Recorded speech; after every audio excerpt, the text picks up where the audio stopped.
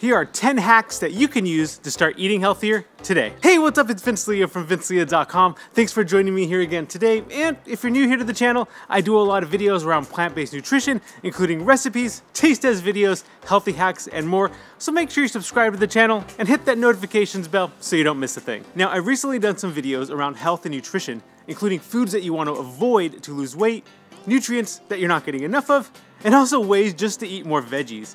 Now I'll go ahead and link all those videos in the description box below, as well as a link to my Healthy Hacks series, so you can check everything out after this video is done. So today, rather than focusing on a specific food or nutrient, I want to give you some tips on how you can make better choices with the food that you're eating.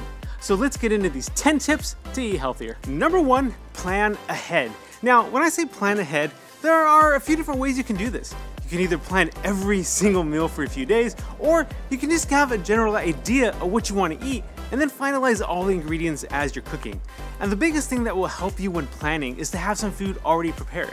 Now, for instance, you can make some rice, pasta, and quinoa, and food that you cook in large batches. And then you can keep the extra in the refrigerator and it'll last a few days. Now, having all these ingredients already made and ready to go is a great way to plan ahead, and also will save you time while cooking. Number 2, the more you know.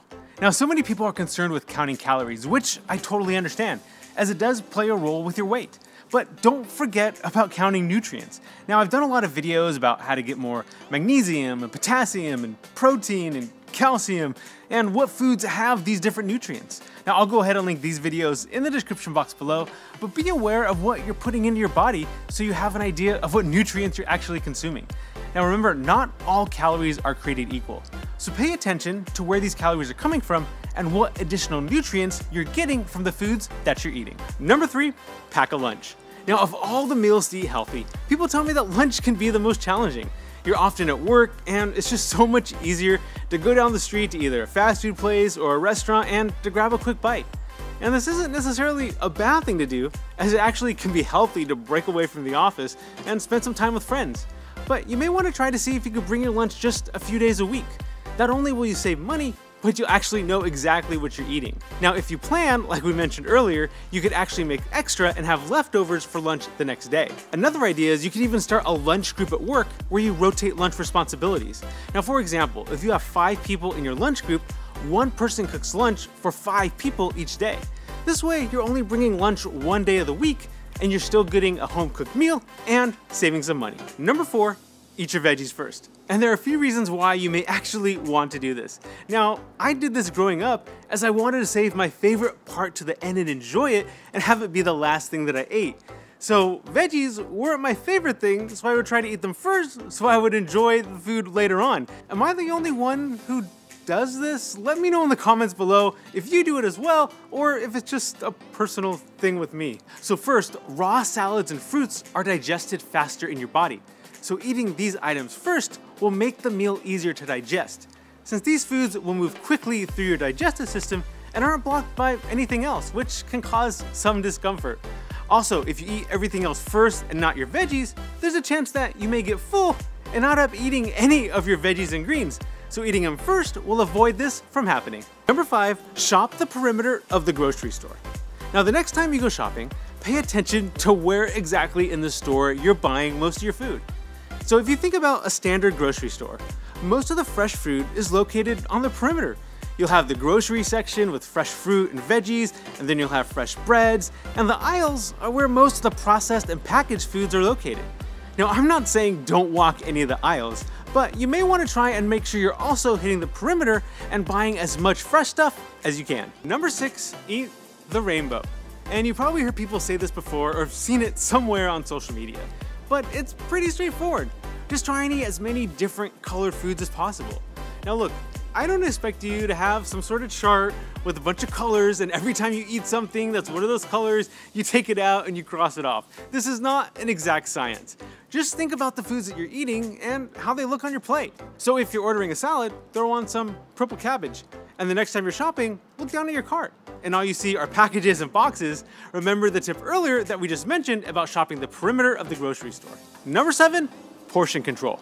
Now, we live in a world where everything is supersized and bigger is better, but that theory doesn't always apply to food. Now, I will admit that sometimes I can struggle with this myself. as it can be hard to tell exactly how much food you're actually eating, especially if you're out and everything is mixed together or piled on top of each other. So what I try to do is make sure I have some greens at every meal. And if about half your plate is full of veggies, you're doing okay. Number 8, substitutions. And this is probably one of the easiest and most important things you can do. And it's all about thinking about what you're eating and deciding to make a healthier decision.